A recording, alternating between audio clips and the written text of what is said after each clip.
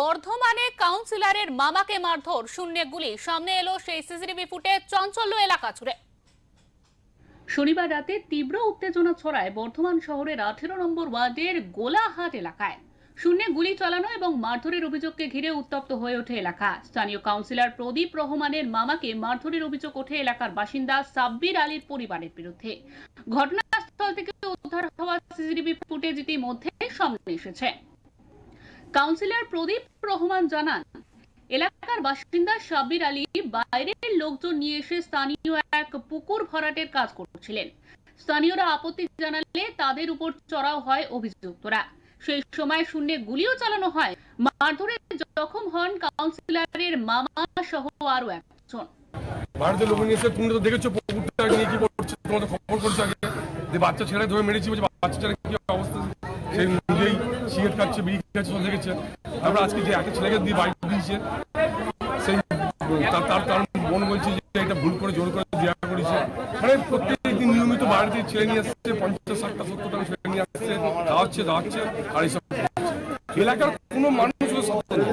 এটা তো কোনো পলিটিক্যাল ব্যাপার না, ওদের একটা পুকুর ভরাট নিয়ে ওরা এটা করছে। আপনার এলাকা তো শান্তপ্রিয় এলাকা ছিল, হঠাৎ প্রথম আমরা তো সবকিছু অভিযোগ পুলিশকে জানিয়েছি যে এলাকাটা নিয়ে ডিস্টার্ব আছে সেখানে কোনো খেলাধুলা এখন করার দরকার নাই।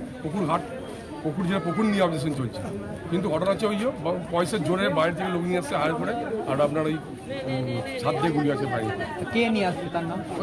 ওটা ফ্যামিলির লোক নিয়ে আসছে, সাবি আলী, তার ফ্যামিলিতে সাবি আলী লোকেরা, ওর ছেলে, ওর মেয়ে আর ওর সম্পর্কে আপনার মামা হন খানে আলম, তাকে নাকি মারধর, তার মেডিকেল হসপিটালে ভর্তি আছে।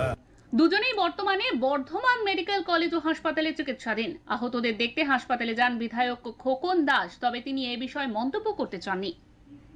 অপরদিকে অভিযোগ অস্বীকার করে সাব্বির আলীর মেয়ে সাবনাম শাহিন জানান, তৃণমূলের কিছু কর্মী তাদের পরিবারের একজনকে মারধর করে। এরপর প্রায় 200 থেকে 250 লোক এসে তাদের বাড়িতে ভাঙচুর চালায় এবং সিসিটিভি ক্যামেরা নষ্ট করে। এই ঘটনায় তাদের বাড়ির নিরাপত্তারক্ষী লাইসেন্সপ্রাপ্ত বন্দুক দিয়ে শূন্যে ফায়ার করেছিলেন বলে জানান তিনি। স্থানীয়দের অভিযোগ, সাব্বির আলী এলাকায় জোর জুলুম করে বিভিন্ন কাজ করেন। বাধা দেওয়ায় তার বাড়ির লোকজন ও কিছু বহিরাগত তাদের উপর হামলা চালায়।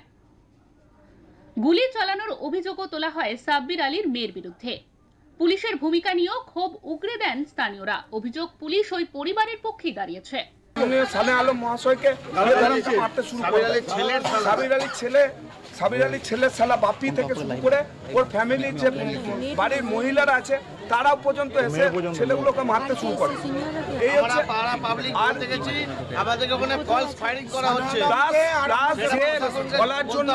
বলার জন্য ছাদের ওপর থেকে দুখানা ফায়ার করেছে। সুস্থ সমাজকে এরা কি চাইছে আমরা বুঝে উঠতে পারছি না। এতদিন 18 নম্বর ওয়ার্ডে কোনো ঝামেলা ছিল না, যে পয়সা দিয়ে সুস্থভাবে 18 নম্বর ওয়ার্ডে ওনারা অভিযোগ করলেন আপনারা নাকি ওদের বাড়ির ভেতরে ঢুকেছিলেন। আমাদের কোনো ছেলে বাড়ির ভেতর ঢোকে না, আমাদের কাছে সেটা ফুটে যাচ্ছে। ছেলে বাড়ির ভেতর ফায়ারিং করছে, আমাদের ঢুকতে হবে। এরা ভাবছে না কোনো ছেলে রাস্তাতে 4 চাকা গাড়ি রেখে কোন রকম রাস্তার উপরে 4 চাকা গাড়ি রেখে সেটাও কিছু বলা যাবে না। কোন রকম বিপদ হলে গাড়ি ওপেন ওরা রেখে দেবে রাস্তার উপর। এরা ভাবছে যে পয়সা দিয়ে প্রশাসনকে কিনে নিয়ে আমরা আমাদের রাজত্ব চালাবো, যেহেতু আমাদের কাছে পয়সা আছে। কিন্তু আমরা তো পাড়া প্রতিবেশী, আমাদের এরকম কোনো কাউকে কিছু বলতে হবে না। ঘটনার তদন্তে নেমে পুলিশ কয়েকজনকে আটক করেছে বলে সূত্রের খবর। এলাকার পরিস্থিতি এখনো থমথমে। শেখ আমজাদ আলী রিপোর্ট, ওঙ্কার বাংলা।